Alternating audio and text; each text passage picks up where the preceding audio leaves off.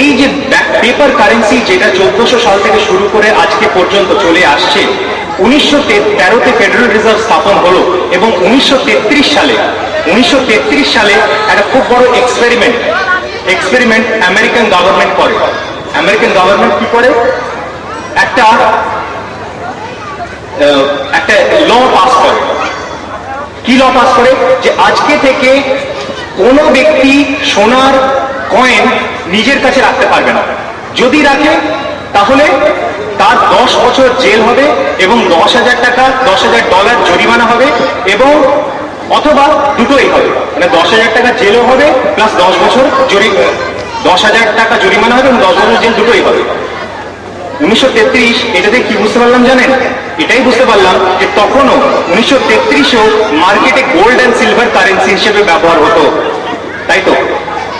তো সেই currency government আত্মসাৎ করে নিল এবং প্রত্যেক ব্যক্তি যে কারেন্সি টাকা তাদের হাতে তুলে দিল, তারা সেটা নিয়ে কি করলো, প্রত্যেক আউন্স পিছু, এক আউন্স একটা মাপ, প্রত্যেক আউন্স পিছু, গোল্ডের আউন্স পিছু $20 করে দিল, 20.67, $20 করে দিল।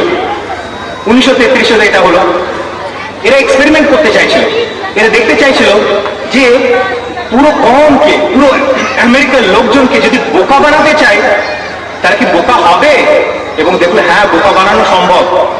আমেরিকানদেরকে আমরা ভাবি খুব উন্নতির শিখরে আছে, এদের থেকে বড় বোকা পৃথিবীতে দুটো নেই, এদের থেকে বড় দাস পৃথিবীতে দুটো নেই।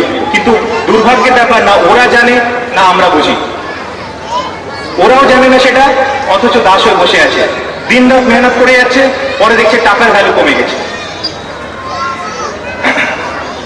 ওই গল্পটার দিকে ফিরে আসে এই জন্য যে ব্যাপারটা বোঝাতে সুবিধা হবে, যে কেন ওই প্রশ্নের উত্তরটাও দেওয়া হয়ে যাবে যে এই 6টা জিনিস তো ছিল আপনার, যেটা অর্থ হিসেবে ব্যবহার করা যাবে, কিন্তু উট অর্থ হিসেবে ব্যবহার করা যাবে না বা যায় না। উট অর্থ হিসেবে যেহেতু ব্যবহার করা হতো না, সেই জন্য আনইকুয়াল এক্সচেঞ্জ ইজ অ্যালাউড। অর্থ হিসেবে ব্যবহার করা হতো না, রিবার ব্যাপারই হচ্ছে না, কিন্তু খেজুর অর্থ হিসেবে ব্যবহার করা হতো, তাই unequal exchange is not allowed.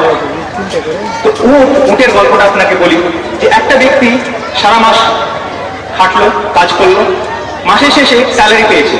কি স্যালারি পেয়েছে? উট পেয়েছে। উট ভালো না খারাপ?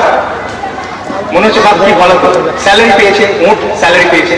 বাড়িতে নিয়ে এসে বেঁধেছে, ওই যেখানে আস্তবল বলেন বা যাই বলেন সেখানে বেঁধে রেখেছে। স্ত্রীকে বলতে গেছে যে আজকে খুব ভালো স্যালারি পেয়েছে। কি পেয়েছো? উট পেয়েছে। দুজনে মিলে দেখতে এসছে উটকে। ইতিমধ্যে উট মারা গেছে। সে কি স্যালারি মারা গেল? স্যালারি, উট কেন স্যালারি হিসেবে ব্যবহার করে যেত না, বোঝা গেল। এবার স্ত্রী বললো যে মালিককে গিয়ে বলো যে স্যালারি মারা গেছে। লোকে বলে হ্যাঁ ঠিক কথা, স্যালারি মারা গেছে, মালিককে গিয়ে বলতে হবে। তো গেছে মালিকের কাছে, বলছে স্যালারি মারা গেছে, উট মারা গেছে।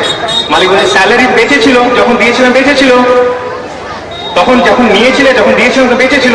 তো কাজেই এইরকম জিনিসপত্র স্যালারি হিসেবে ইউজ করা যাবে না।